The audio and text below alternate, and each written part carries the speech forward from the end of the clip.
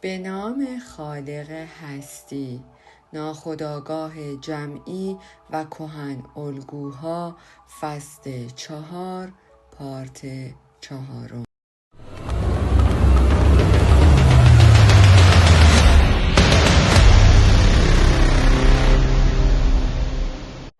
به عنوان ماده‌ای در فرایند استحاله، ماده سریوس روبوس است و نهایتاً در تعریفی اقرارآمیز این سنگ اقتدار ساپینشن، یعنی نوری فراتر از همه نورها را دارد و نیرویی است که نیروی همه مناطق فراتر و فروتر را در خود دارد.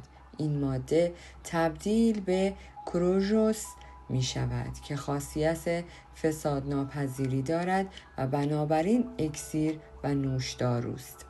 میزان شکست ناپذیری کودک در نگاره‌های هندو با ماهیت ذات انسان یکی است که با بنمایه کوچکتر از کوچک و در عین حال بزرگتر از بزرگ تطابق دارد. به عنوان پدیده فردی، خویشتن کوچکتر از کوچک است و به عنوان معادلی برای دنیا بزرگتر از بزرگ است. خویشتن که به عنوان قطب مقابل جهان و نوع کاملا متفاوت آن در نظر گرفته می شود. همه دانش‌های تجربی و حس آگاهی افراد و اشیاست. حس آگاهی فقط به دلیل همین بیگانگی روانی به وجود آمده است. هویت حس آگاهی را به وجود نمی آورد. فقط جدایی، انفصال و رویارویی رنجاور با تضادها حس آگاهی و بینش را به وجود می آورد. درونگرایی هندوها این حقیقت روانی را خیلی زود مشخص کرد و سرانجام موضوع شناخت را با موضوع هستی شناختی در کل یکی دانست. برای تطابق با طرز تفکر درونگرایانه غالب در فلسفه هندو، شی ویژگی واقعیت مطلق بودن را از دست می‌دهد و در بعضی از جهانبینی‌ها تبدیل به توهم محض می‌شود. ذهن غیر مترقبه انسان نمی‌توانست خود را از خیال مطلق بودن وجود جهان برهاند.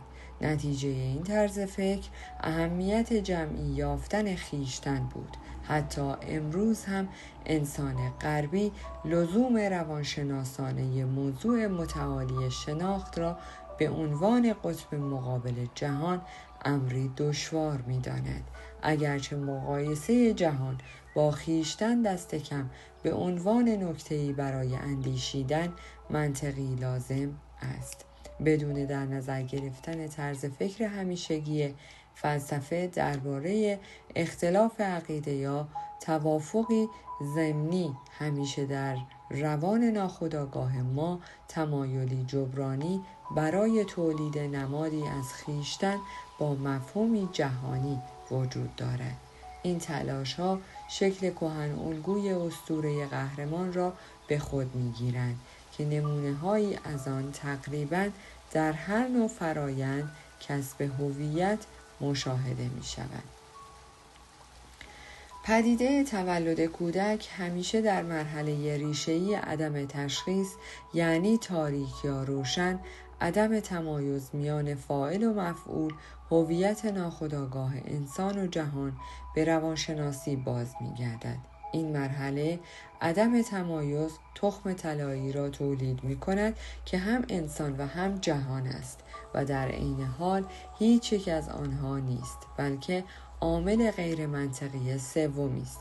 در نظر حس آگاهی نیمه روشن انسان اولیه گویی تخم از درون زهدان جهانی بزرگ بیرون آمده و بنابراین رویدادی جهانی عینی و بیرونی است.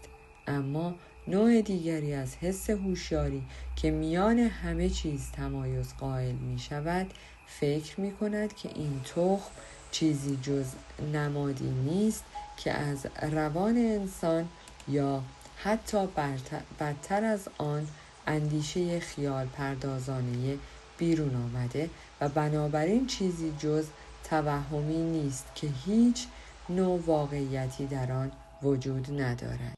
با این وجود امروزه رواندرمانگر درباره این اوهام طوری دیگر فکر می کند. این علم به خوبی نشان می دهد که کدام دسته از مواد مهلک در سازوکار بدن نقش دارند و کدام دسته از پیامدهای روانی مخرب از خیالات محض به وجود می آیند. خیالات تجلی طبیعی زندگی ناخودآگاه هستند، اما از آنجا که ناخودآگاه روان همه عقده‌های عملی و داخلی بدن انسان را تشکیل می‌دهد، خیالات آن اهمیت علی را دارند که نباید آن را نادیده گرفت. با توجه به آسیب شناسی روانی فرایند کسب هویت می‌دانیم که تشکیل نمادها اغلب با اختلالات روانی موجود در ریشه روان ارتباط دارند که در برخی از موارد کاملاً واقعی هستند. در پزشکی خیالات امری واقعی اند که روان درمانگر باید آن را خیلی جدی بگیرید. بنابراین نمیتواند همه توجهاتی را که برای اوهام انسانهای اولیه وجود دارد نادیده بگیرد، چون محتوای آنها به اندازه واقعی هستند که به دنیای بیرونی فرافکن شده‌اند. بر مبنای آخرین تحلیل‌های انجام شده بدن انسان نیز از مواد و مصالحی تشکیل شده که دنیا را می‌سازد، همان مصالحی که اوهام در آنها تجلی پیدا می‌کند. در حقیقت بدون وجود این مواد اوهام به هیچ وجه تجزیه نمی‌شوند. بدون وجود این نوع مصالح خیالات فقط شبکه انتزاعی کریستالی هستند که در حالت محلول است و فرایند تشکیل شده کریستال در آن هنوز آغاز نشده است. نمادهای خویشتن در اعماق جسم پدید می آیند و مادیت آن جسم را در حد و اندازه های ساختار حس آگاهی تعریف شده به وسیله انسان می دانند. بنابراین نماد یک جسم زنده است، انیما، و لذا کودک واژه‌ای مناسب برای این نماد است. وحدت روح هرگز نمیتواند کاملا محقق شود و فقط میتوان تا حدی آن را تشخیص داد، اگرچه در هر حال روان همچنان به عنوان اصلی ترین بخش آگاهی باقی میماند. لایه‌های عمیق‌تر روان هرچه بیشتر در اعماق تاریکی فرو روند، بیشتر فردیت خاص خیش را از دست می‌دهند.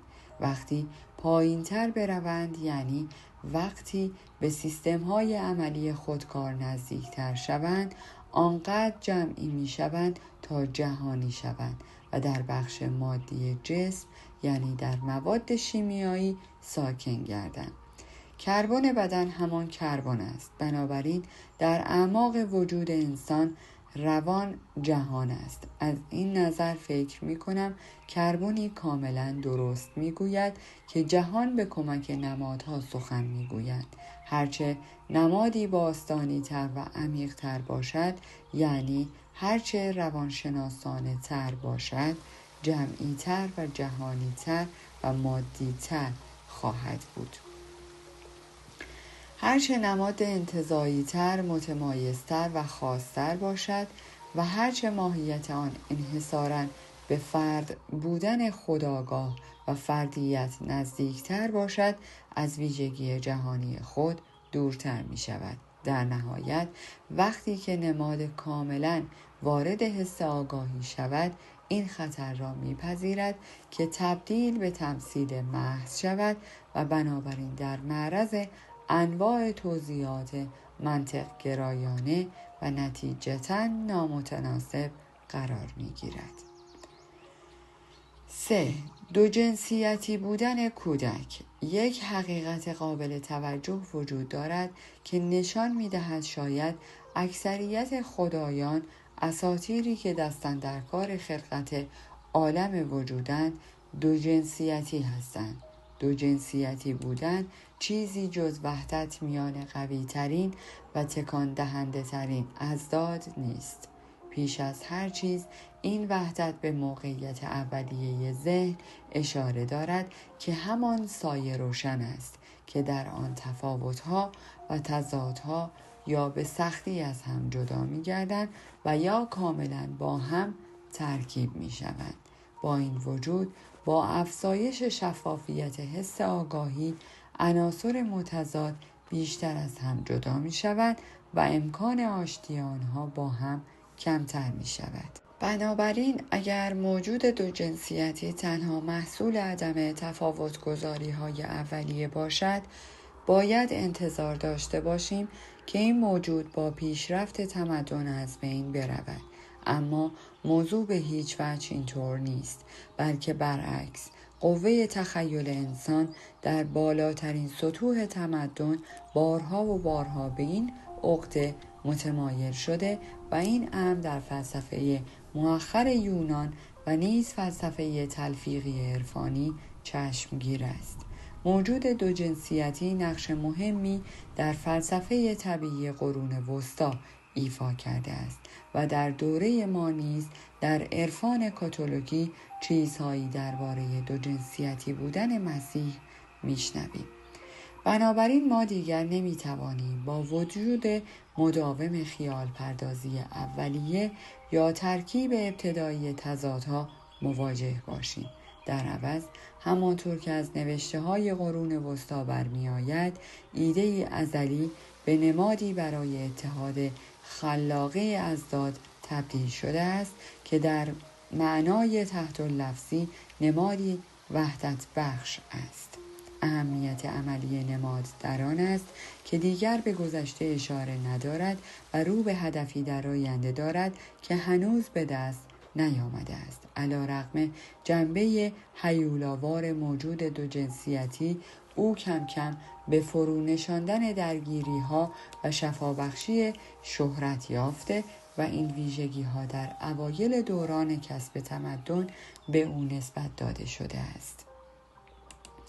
این مفهوم از زندگی توضیح می دهد که چرا تصویر موجود دو جنسی در دوران باستان از میان نرفته، بلکه برعکس برای هزاران سال توانسته بر عمق معنای نمادین خود بیفزاید و پایدار بماند. در حقیقت این ایده که تا اندازه باستانی است و توانسته به چنین معانی مهمی دست پیدا کند، نه تنها به ارزشمندی ایده های کهن الگویی اشاره دارد، بلکه درستی این عطر را به اثبات می‌رساند که کهن الگو به دلیل اینکه می‌تواند عناصر متضاد را با یکدیگر آشتی دهد، بین لایه‌های زیرین ناخودآگاه و ذهن خودآگاه به عنوان واسطه عمل می‌کند.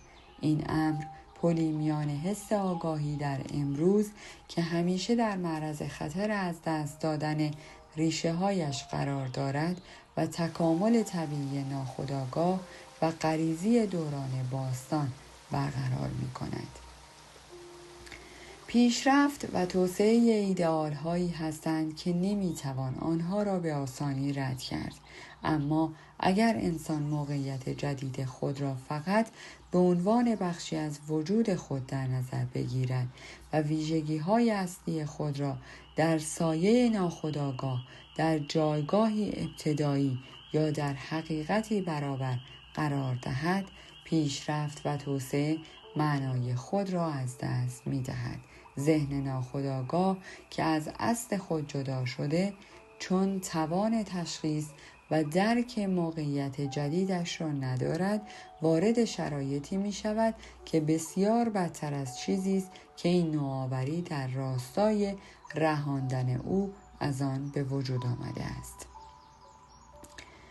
فردریک شیلر بود که برای نخستین بار به این مشکل اشاره کرد، اما نه معاصران و نه جانشینانش ظرفیت نتیجه گیری گفته های او را نداشتند. در عوض مردم بیش از قبل اصرار داشتند که بچه ها را به تحصیل واردارند. همین و بس. بنابراین من حس کردم فرور روشی الهی برای رد شدن از مشکلی است که فقط شیلر آن را درک کرد و نامش آموزش معلم بود. بچه ها از شخصیت و رفتار معلم درس می‌گیرند، نه از گفته های او. ایمان به کلمات بیماری واقعی ذهن است، چون خرافاتی از این قبیل همیشه انسان را بیش از پیش از ریشه هایش دور می سازد و موجب می شود انسانها شخصیت خود را به طور فاجعه باری با هر آنچه معمول و مرسوم است همانند کنند.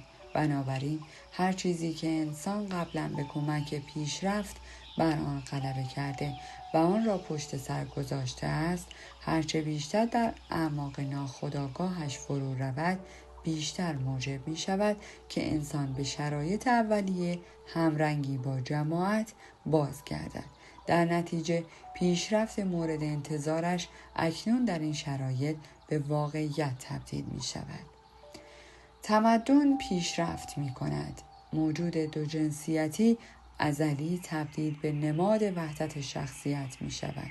نمادی برای خویشتن، جایی که جنگ تضادها به صلح می انجامد. به همین شکل موجود ازلی هدف دوردستی است که پیشرفت خویشتن انسان در راستای آن انجام می گیرد و از همان ابتدا فرافکنی تکامل ناخودآگاه اوست. تکامل شامل وحدت شخصیت خودآگاه و ناخودآگاه می شود، درست همانطور که هر کس از ژن‌های مذکر و مؤنث به وجود می آید و جنسیت به وسیله غلبه یک دسته از این ژن‌ها تعیین می شود. در روانشناس نیز وحدت با ترکیب مذکر یعنی خودآگاه و مؤنث یعنی ناخودآگاه روی می دهد، اما برعکس این موضوع در مورد زنان صدق می کند. من در نظریه‌ام درباره انیما کوشیدم که این حقیقت را دوباره کشف و فرمول بندی کنم. اساس موضوع از مدت‌ها پیش شناخته شده بودند. ایده اتحاد مذکر و مؤنث که تقریباً اصطلاحی تکنیکی در فلسفه هرمتیک است، در عرفان به شکل اسرار نگران کننده مشخص می شود که احتمالاً متأثر از ازدواج الهی در عهد عتیق است که به عنوان مثال به وسیله هوشع به اجرا درآمد.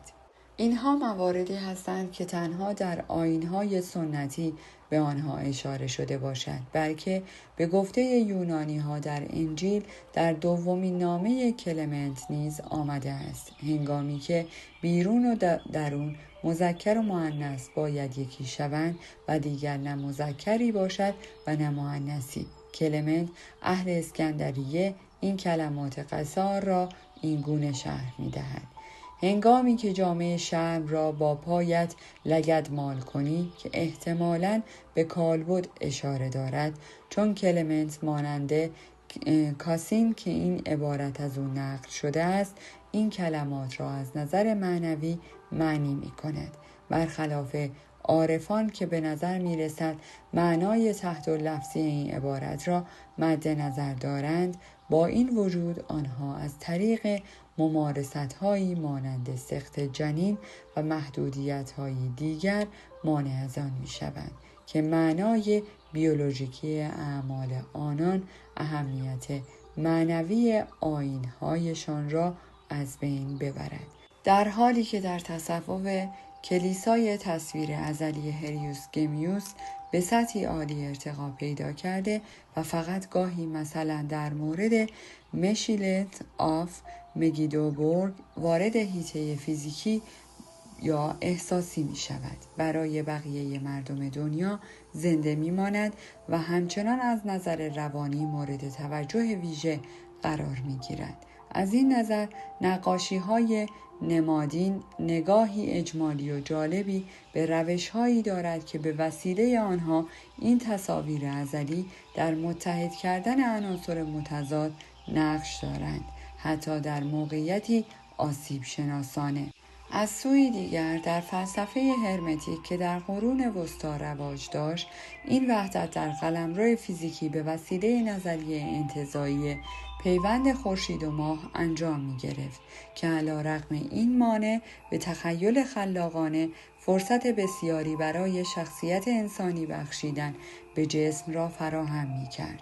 وقتی اوضاع از این قرار باشد به خوبی میتوان فهمید که تصویر ازلی هرمافرودیت باید در روانشناسی مدرن به صورت اضداد مذکر و مؤنث یا به عبارت دیگر به عنوان حس آگاهی مذکر و ناخودآگاه مؤنث که به آن شخصیت داده شده است درآید.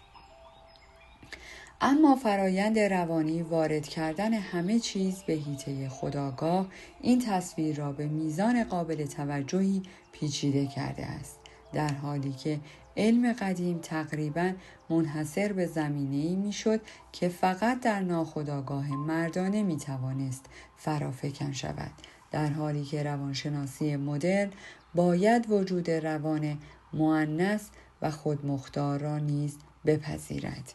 در اینجا موضوع برعکس می‌گردد و خودآگاه مؤنث با تجسم شخصیت ناخودآگاه مردانه روبرو می‌شود که دیگر انیما نام ندارد بلکه نامش انیموس است. کشف این موضوع نیز مسئله اتحاد را پیچیده تر می‌کند. در اصل این کهن الگو کاملا در زمینه جادوی باروری نقش داشته و برای مدتی طولانی پدیده‌ای کاملا بیولوژیکی بوده که به جز لقاح هدف دیگری نداشته است. اما حتی در اوایل دوران باستان معنای نمادین این عمل پررنگ‌تر شده بود. بنابراین مثلا عمل فیزیکی لقاح به عنوان آیینی مقدس نه تنها تبدیل به اسرار شده بود بلکه تا سطح حدس و گمان پایین آمده بود. همانطور که مشاهده شد عرفان غربی نیز در نهایت جدیت کوشید تا جنبه‌های فیزیولوژیکی را تحت امر جنبه‌های متافیزیکی قرار دهد.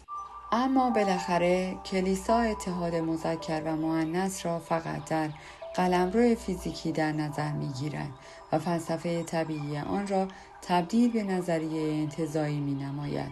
این پیشرفت‌ها به معنای دگرگونی تدریجی کهن‌الگو در فرایندی روانشناسانه است که در نظریه‌ها می‌توانیم آن را فرایندهای خودآگاه و ناخودآگاه بنامیم. با این وجود در عمل همه چیز به این سادگی نیست، چون قانون این است که ناخودآگاه مؤنث مرد روی همراهی مؤنث فراکفکنی می شود و ناخودآگاه مذکر زن روی مرد فرافکن می شود.